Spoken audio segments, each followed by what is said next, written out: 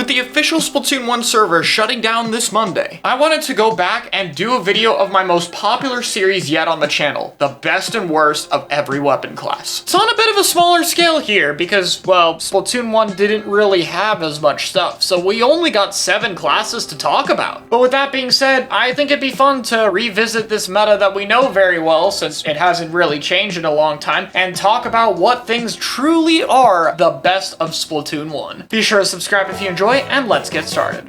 First up, the shooters. Now this is a pick that we wouldn't really see nowadays, but the best shooter is a semi-auto by the name of the Cherry H3 Nozzle Nose. Competitive Splatoon 1 at the end of the game was a quick respawn and invincibility focused meta, so any weapon that could play to those was very popular, and this was the main bubbler option in the game. With a cheap output alongside light depletion, meaning you didn't lose a lot when you died, you were able to get a ton of them, and by pairing it alongside Splash Wall, you were able to survive for a long period of time. H3 painted very well in this game and was very easy to stack double of in certain comps. It was the most popular support weapon that had no problem going aggressive when it counted. While its speed did have a bit of a weakness, meaning that there were some other shooter options we saw like the Wasabi Splatter Shot due to its much cheaper ink strike output compared to your heavy depletion, that's 75% of your special, plus 220p Inkzuka. Nothing really matched Cherry H3's popularity at the end of the game, especially given its closest competitor, the 96 scale Deco, only dealt 52 damage at the end of the game, which significantly impacted its viability. The worst shooter in the game is the Splooshomatic with Beacon and Killer Whale. That's right, the kit that they referenced for Splatoon 3 and is terrible in this game is also in Splatoon 1, where it is still bad. Killer Whale in Splatoon 1 is a little bit cheaper since it's by specials itself, and Whale is 160p, I don't know why. So I guess it has that going for it, but outside of that you have a short range shooter that is nowhere near as fast as it got after Splatoon 2 buffs, with just a horrible kit for getting it back in, with beacons being even more expensive and weaker in that game as well. There's not much positive here. The best roller has come down to 2 main candidates. There's the Carbon Roller, which anyone in Splatoon 3 is probably pretty familiar with. However, in this game, there's some trade-offs. While you don't have the vertical flick, you have a much stronger horizontal flick and the ability to stack damage up alongside the weapon. However, it does come with a downside. Your Zuka, while a little bit stronger, is 220p compared to the 190 of Splatoon 3, so you don't get a lot of it. Its competition, the Dynamo Roller. With way better painting and killing range, alongside not having to worry about a vertical flick, it's a lot stronger in this game. However, its one-shot hitbox is still pretty small, as it was one of the last things to get nerfed at the end of Splatoon 1's life, and its main kit of Sprinkler and Echolocator wasn't particularly strong either. While this could go either way, I would give it to the Dynamo Roller. It worked well enough with quick respawn stealth, and in fact, horizontal flicking with a stealth jump was so strong that stealth as an ability got nerfed to not be able to attack until you hit the floor, because landing with an instant horizontal flick was just that powerful. Dynamo paints an insane amount while having proper slaying capabilities and being able to keep up well enough in a quick respawn meta, with a kit that works okay enough for what it's trying to do. While it's not one of the strongest weapons in that game anymore, it is more than viable and the best pick for the rollers. So, you know how I've mentioned a few times that Inkzuka is 220p? What if we had a vanilla roller and we gave it a wall for no reason at all and then gave it a 220 Zuka? You want to know how long it takes to get a Zuka? Like, I'm sorry, you're getting like 2 of these a game. Like, good luck with that. You don't even have faster rolling or vertical flicks to farm it. It's kind of hilarious that a real life brand got attached to one of the worst kits in the game's history. Roller itself is a fine weapon in this game, but both of its other kits are better, especially Krakon given how broken Kraken is in the game, so there's just no reason to use this one. And it's also probably the primary example why points for special got moved to the weapons themselves. Might have been a good idea.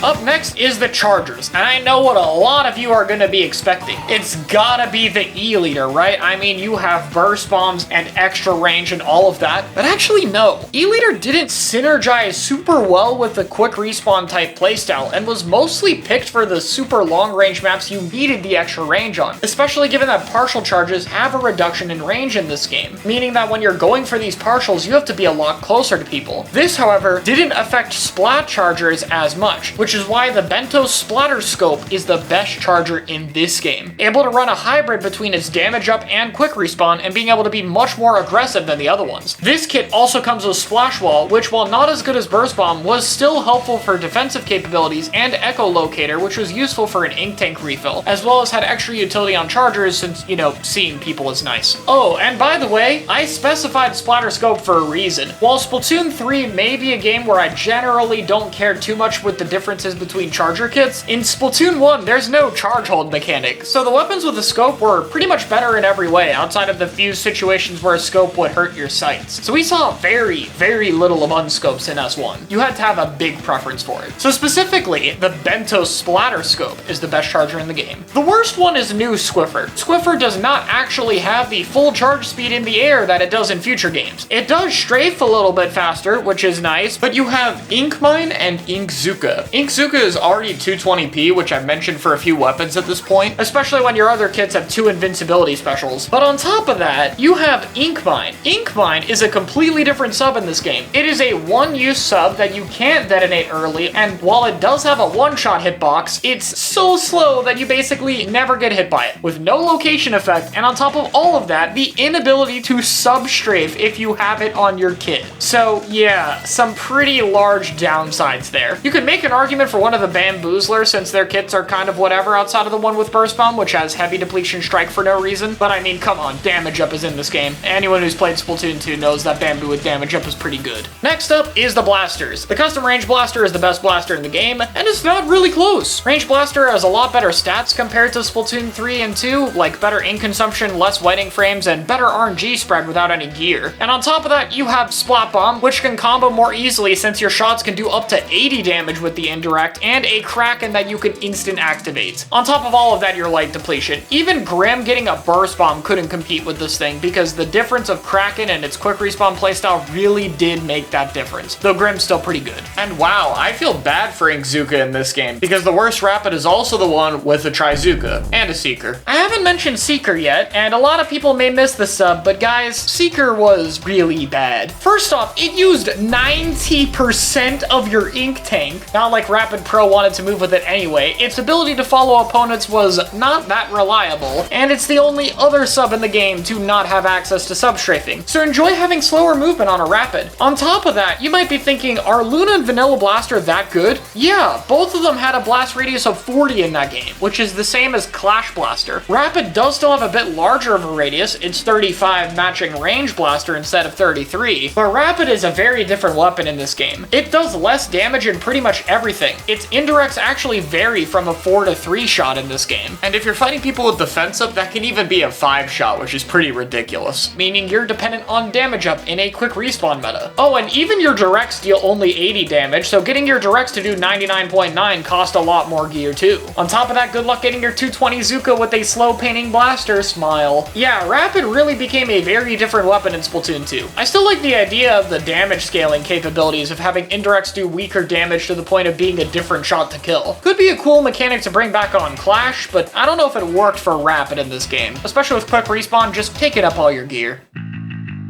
Brushes only have Octobrushes and Ink Brushes, so let's speedrun this. The best one is Octobrush. Octobrush and Ink Brush had damage overlapping, which mainly was a buff to Octobrush, allowing you to two-shot in close range because the brush and the flicks did separate damage. In addition to that, you had a Kraken you could reasonably get, and beacons. This had a special niche on certain maps like Moray Towers, as well as was especially good in Rainmaker with the highest shield damage in the game. The worst one is Ink Brush with Sprinkler and Strike. Finally, we broke out of the Zuka curse. Ink Strike was one of the worst specials in Splatoon 1. It was very slow and just provided some paint output, and Sprinkler doesn't really do much for an ink brush. On top of that, this weapon is just a lot weaker in this game, and many of the other buffs the weapon eventually got have not happened yet, such as its ability to have permanent ink resistance and enemy ink, meaning when you were rolling around, you would be taking damage in a game with damage up where you would get 3-shot or 2-shot or 1-shot by things. Very fun. Next up is the Sloshers. First up is the Vanilla Slosher. Now, I know I just talked about how Strike is really bad, but guys, this is a bucket with a Burst Bomb. I want you to understand, with 1 main of damage up, this weapon dealt over 70 damage comboing with bombs. And because damage up helped your Burst Bomb, the very outside 25 hit of a Burst Bomb would combo for a 1-hit kill on the bucket. This was the most broken main plus sub combo to ever exist in the entire series. This weapon got played so much toward the end of the game, you sometimes saw 2 of them, and it has Strike. The worst slosher, though, is surprisingly the sloshing machine, specifically the Neo one, which has Point Sensor, much weaker in this game, and Inkzuka. Again, bad painting weapon, no painting sub, 220 Pizuka, very much a problem. Sloshing machine could stack with damage up, but Splatoon 1 was a game with quick respawn and invincibilities, and in this meta, things fought fast and one-shot, and on top of that, the ability to panic a bubble or kraken meant that machine's much slower kill time was very difficult to hit. Even if you did get your directs, people could just panic an invincibility special and kill you, compared to something like a range blaster that, if it hit its direct, would actually get the kill. That on top of a weak kit means that machine is nowhere near the monster it was in later games.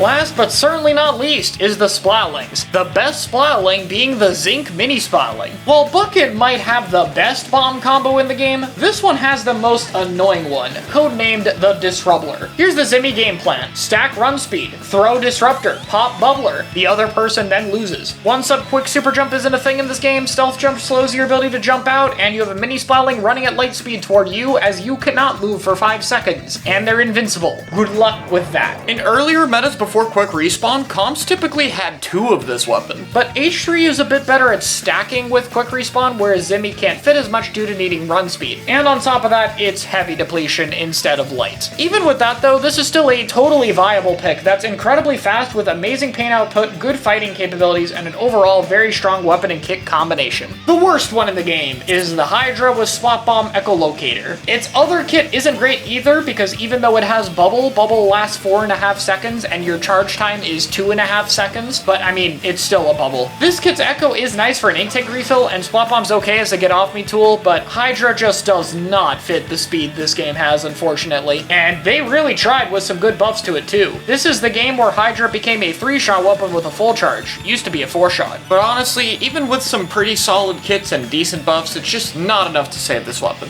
And that's actually it. That's a nice dive into Splatoon 1. A lot more harsher comments because, yeah, this is a lot harsher of a meta. There's not really a lot of cases where I go to the worst weapon of a class and be like, hey, it's still pretty decent. The worst weapons in their class were bad in this game. But that's just part of Splatoon 1. It is the first game with the shortest amount of content cycle and therefore balance patches. Everything had to start somewhere, and I think Splatoon 1's meta was still relatively interesting and fun to play at the end of the game's life. Let me know what you guys think, and I'll see you all next time.